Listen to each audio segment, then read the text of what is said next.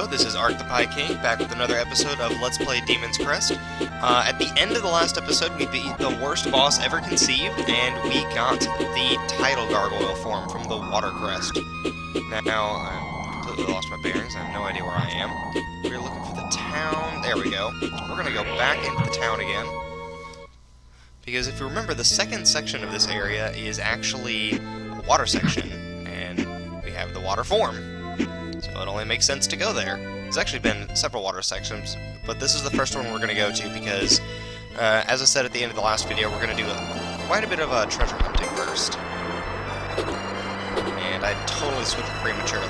We're not going to jump down there. We're not going to jump down there. We're going to jump down here. As you can see, it can swim. The swimming functions quite a bit different from the flying. Another urn there. Pressing jump actually makes you ascend, and you'll dip back down to kind of simulate the up and down-ness of swimming, I suppose. There's another function of swimming, but we're not going to get into that at this exact second. The bullets are pathetically weak on land, and totally awesome underwater. You'll see that they're little thin blue, sort of water bullet-like things there, but underwater they get that sweet shockwave effect, and they do actually do extra damage underwater.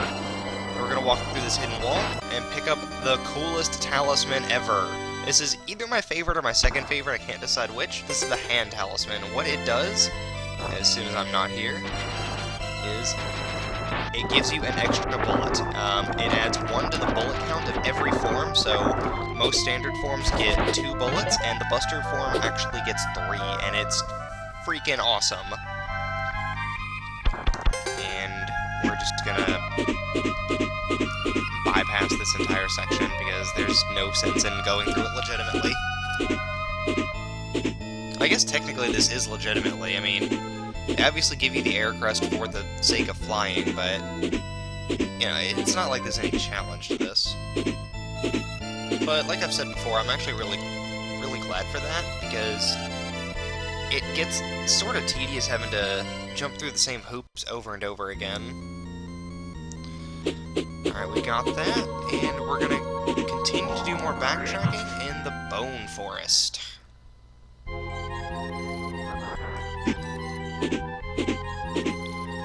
I don't think that there we go.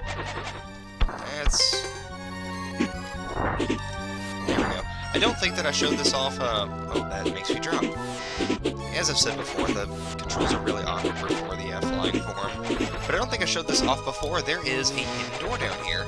You can only get to it with the air form because you have to cut that rope. Or vine, but I digress. And we're gonna go ahead and head right in here. And this section is pretty terrible, to be honest. I love the background. It's really well drawn and pretty. But that's what makes it so bad, is that water there.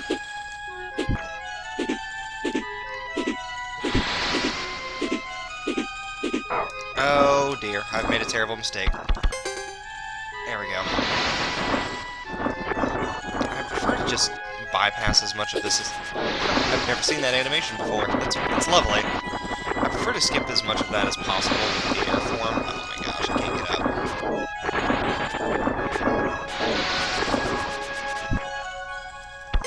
But sometimes it just doesn't work out. We're gonna head up here. Buster form. And get our 3rd vellum. One interesting thing is if you're hovering in one form, and you switch to the air form, it does not cancel your hover, and I think that's really, really handy.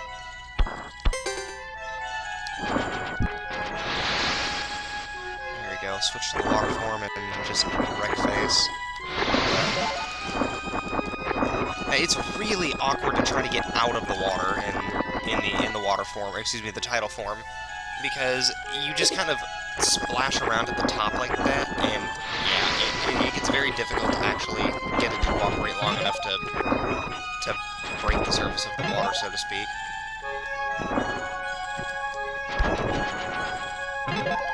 Get some slow down. This place is great for money. Another cool thing is underwater, the tidal crystal will actually blow those rocks up, and it does so in an AoE, and it's really neat. I'm going to go through this door and pick up this life extension. Now, if you go through this door over here, it actually puts you back in the main section of the forest. We don't want to go there. We want to go back out here. And we're going to head up this way. And we're about to fight another boss. And once again, the air crest does not do anything to this boss. I don't know why they don't want you fighting bosses with that, but whatever. This is actually a two-part boss, and I think he's one of the cooler bosses in this game. Both the head and the body have their own separate health totals. Oh, and he's kind of tricky with his patterns. Like, not unfair tricky, but a lot of fun to fight. I deserve that.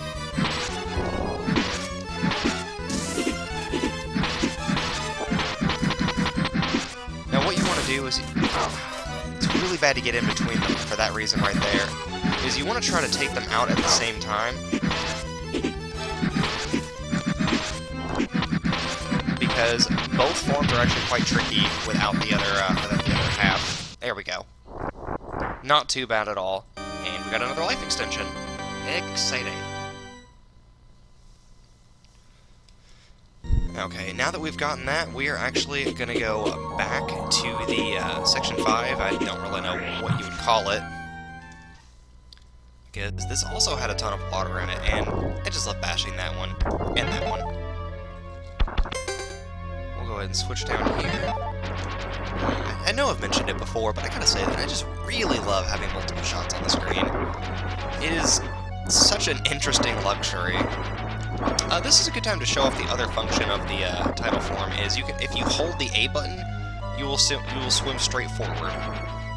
You can keep your, I guess, altitude is kind of a poor word for it, but you can keep your altitude. Oh dear. Oh no.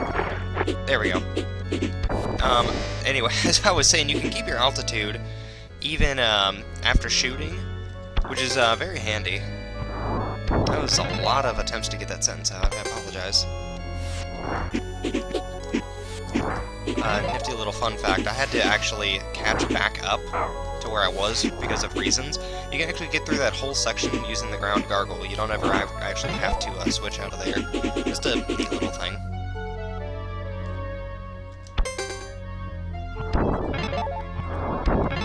Full health and then the pointless health drops.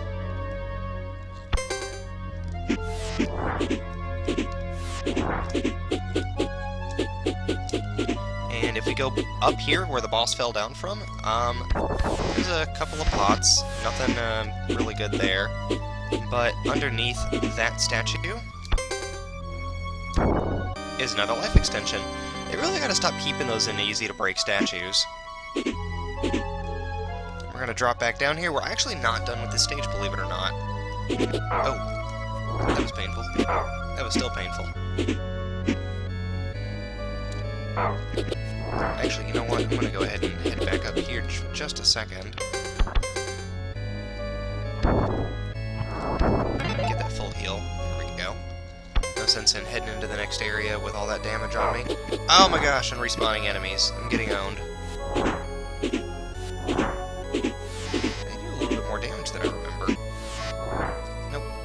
Drops, oh well. And we're going to switch into the tidal form and drop down. Now there's a breakable wall over here, we're going to ignore that. Oh, and we're going to get hit by a bunch of spikes. And enemies too. And more spikes. There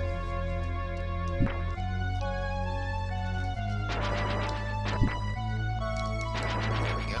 Well, that's always nice. Getting hit more is definitely not nice.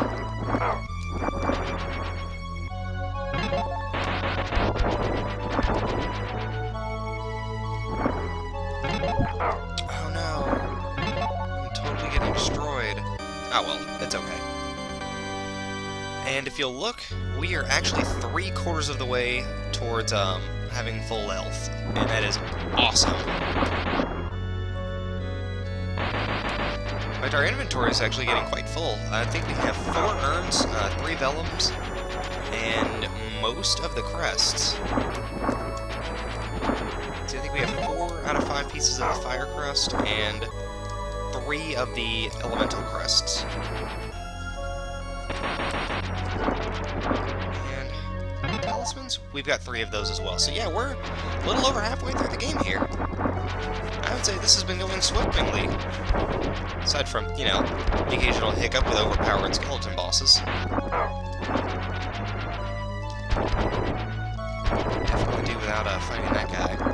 And although I guess with my new arsenal, I wouldn't mind too much. Head over here, and this section isn't too bad. It really makes you make use of the running into spikes. More spikes. It makes you make use of the straightforward swimming function. And the mermen are not really a threat at all. With some good sharpshooting, you can get them before their AI's ever even triggered. Which is exactly what I'm attempting to do.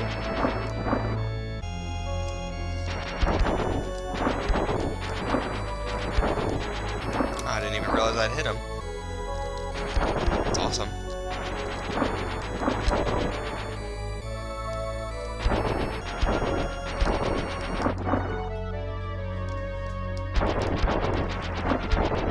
This guy's kind of a pain to get, but it is still possible. You just have to really be careful about how you're going to clip him.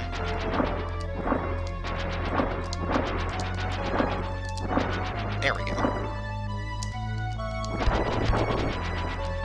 We're missing quite a bit of health. Oh my gosh, I forgot that's right behind the display. That's really irritating placement, honestly. But we're about to fight a big old hermit crab, and he is just a cutie. Look at that face. He's not hard. He does a lot of like sucking and blowing, kind of like the underwater mid-boss in Mega Man X, except he's even easier. I'm honestly not even sure how he damages you. I know that his little blob things do, because I got hit with one of those earlier, but... Okay, so... and I died. Oh, and that was a really ugly death animation. Man, it's gonna put us back here again. Darn it.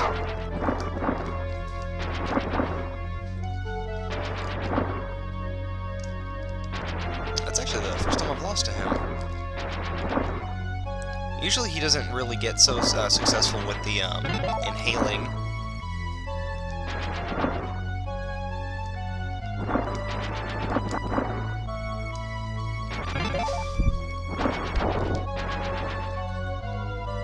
There's not much to really talk about at this section. It's just a little obstacle course, but it's largely inconsequential.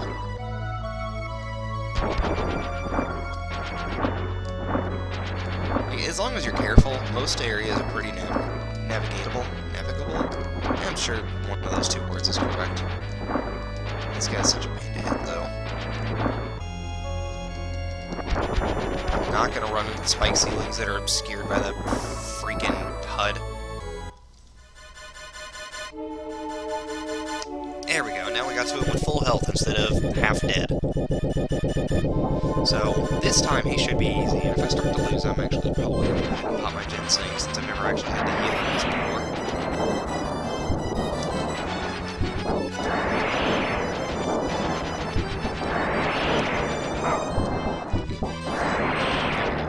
Oh, he does 30 points of damage per hit. No wonder I died so fast.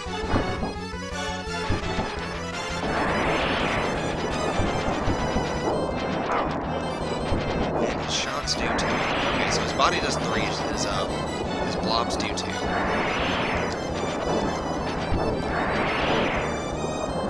He's really not hard. The fight, it has some really neat mechanics. I like the idea that they're going for, but it doesn't really feel threatening.